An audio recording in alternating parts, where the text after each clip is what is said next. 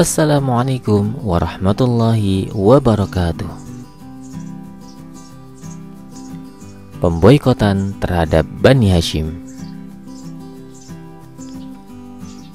Perjuangan Nabi Muhammad SAW dalam menyebarkan ajaran agama Islam di Mekah mengalami banyak sekali halangan dan tantangan. Berbagai upaya sudah ditempuh kaum musyrikin untuk menghalangi dakwah Rasulullah. Bahkan mereka pernah bersekongkol untuk membunuhnya. Tapi semua itu selalu gagal. Di belakang Rasulullah ada Bani Hashim dan Bani Muthalib yang membela mati-matian apapun resikonya. Nabi Muhammad SAW adalah salah satu anggota keluarga Bani Hashim dan Bani Abdul Muthalib. Selama Nabi Muhammad SAW berdakwah di Mekah, kaum kafir Quraisy sering melakukan gangguan kepada beliau untuk menghalangi dakwah Islam. Namun, kaum kafir Quraisy tidak berani melakukan gangguan yang berlebihan karena Nabi Muhammad SAW dilindungi oleh keluarga besar Bani Hashim dan Bani Muthalib. Sesudah orang Quraisy melihat bahwa segala jalan yang mereka tempuh untuk memadamkan dakwah atau seruan Nabi Muhammad SAW tidak memberi hasil, karena Bani Hashim dan Bani Muthalib, dua keluarga besar Nabi Muhammad SAW, baik yang sudah beragama Islam ataupun yang belum, tetap melindungi beliau, maka mencari taktik baru untuk melumpuhkan kekuatan Islam itu.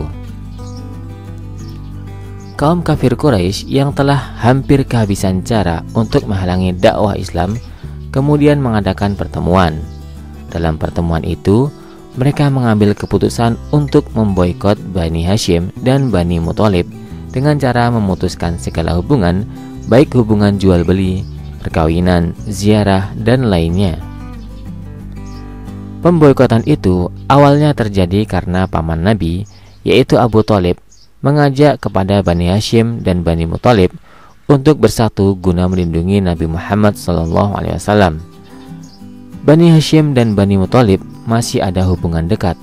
Oleh karena itu, Bani Hashim bersedia mengikuti ajakan Abu Thalib untuk melindungi Nabi Muhammad SAW selama di Mekah dari gangguan kafir Quraisy. Perjanjian itu dilaksanakan dan digantungkan di dalam Ka'bah. Bani Hashim dan Bani Muthalib, baik yang sudah beriman atau yang masih kafir, tetap bersikukuh untuk membela Rasulullah SAW. Mereka pun terisolasi di celah bukit milik Abu Thalib pada malam pertama bulan Muharram tahun ke-7 kenabian.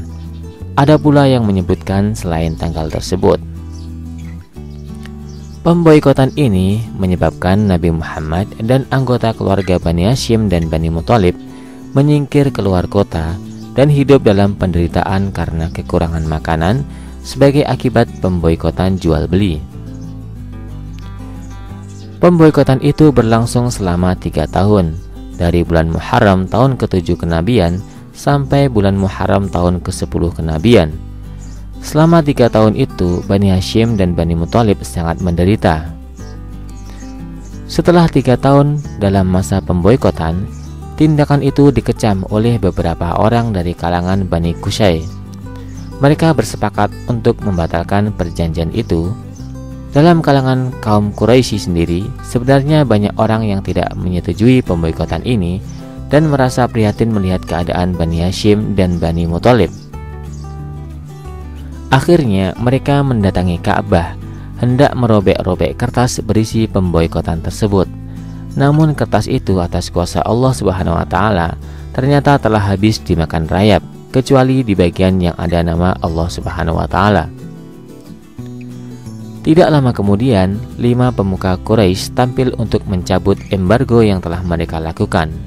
Kelima orang itu adalah Hisham bin Amr bin Harith, Zuhair bin Umayyah, Mut'aim bin Adi, Abul Bakhtari bin Hisham, dan Zam'ah bin Aswad.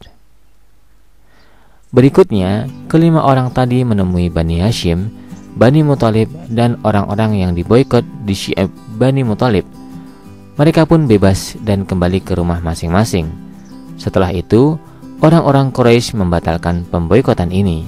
pada sekitar bulan Muharram tahun ke-10 kenabian.